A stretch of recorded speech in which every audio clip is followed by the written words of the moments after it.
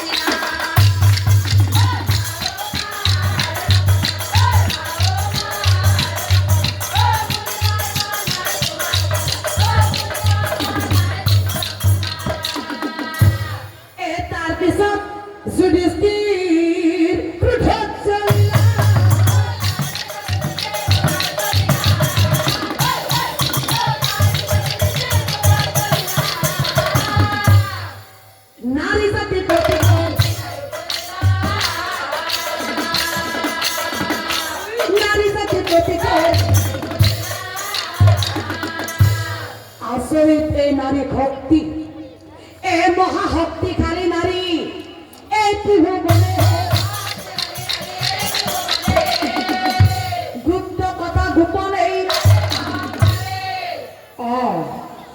এই শক্তিক আজি মই সংহাৰ কৰি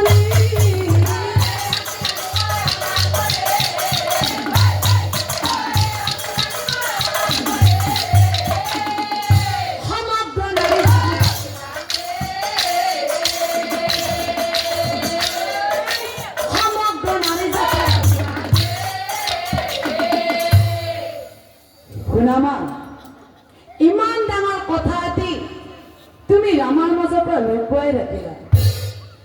দাদাক ক'বলৈ গ'লা নদীৰ ঘাটত, কিন্তু আমাক কিয় নকলা? দাদাই গম পাই যুদ্ধ নকৰি আমাক জীয়াই ৰাখিলে, আৰু আমি কি কৰিলো?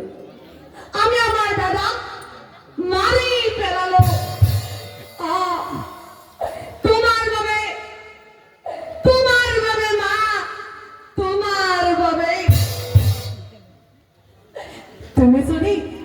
তুমি যদি আমাকো কলা হয়, আমি দাদাৰ লগত কেতিয়াও যুদ্ধ নকৰিলো হয়, আৰু আজি আমাৰ মাজত দাদা জীয়াই থাকি ৰজা হৈ শাসন কৰিব পাৰিলে হয়, কিন্তু তুমি নকৰিলা। কোৱা, এয়া তোমাৰ ভুল নে পাপ? এয়া তোমাৰ মহাপাপ। তোমাৰ দৰে নাৰী এই পৃথিৱীত আৰু থাকিব পাৰে, যাৰ কাৰণে নিজৰ ভাতৃৰ মাজত পৰিচয় নাই, নিজৰ ভগ্নীৰ মাজত পৰিচয় নাই। সেইবাবে পুত্ৰ হলেও আজি মই মাতৃক অভিশাপ দিবই লাগিব। অকল তোমাকে নহয়, এই পৃথিৱীৰ সমগ্ৰ নাৰী জাতিক যুধিষ্ঠিৰে অভিশাপ দিবই লাগিব। শুনামা, যি কথা তুমি লুকুৱাই ৰাখি আমাৰ ভাতৃক আমাৰ হাতত হেৰুৱাই দিলা, অভিশাপ দিলো। আজিৰ পৰা কোনো নাৰীৰ পেটত গুপ্ত কথা গোপন নাথাকিব। এদিন নহয় এদিন সমাজৰ মাজত ব্যক্ত হৈ যাব মাতৃ, সমাজৰ মাজত ব্যক্ত হৈ এয়া হ'ল যুধিষ্ঠিৰৰ মাতৃৰ ওপৰত অভিশাপ।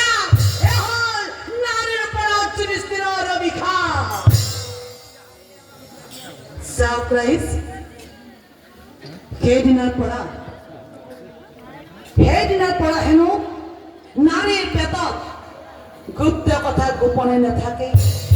আৰু শাস্ত্ৰতো কৈছে, নাৰী যিমান আপোন নহওক কিয়, যিমান মৰমৰ নহওক কিয়, গুপ্ত কথা হেনো ক'ব নালাগে। কাৰণ এগৰাকী নাৰীৰ এগৰাকী ভাল বান্ধৱী থাকে। সেই কথা গিৰেকক নকলেও বান্ধৱীক কিন্তু নকলে থাকিব নোৱাৰে, কবাই লাগব। যেতিয়াই কয় কষ্টেকে বোলে,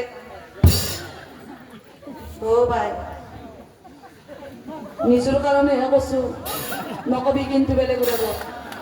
এই এটা গেল নে আকৌ খেতিৰ বান্ধৱী শুনে, সেই বেজাই বেলেগ কব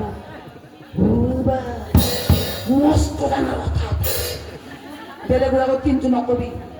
এই গেল নে দিছ সেইটোৰ কথা বান্ধৱী দেখবো। এনেকে বান্ধৱী যায় গিলাকে কোৱা গুপ্ত কথা ৰাইজৰ মাজত গিলাকে কব লুকাই ঘৈণীয়েকে ৰাইজৰ মাজত দিব। আৰু সেই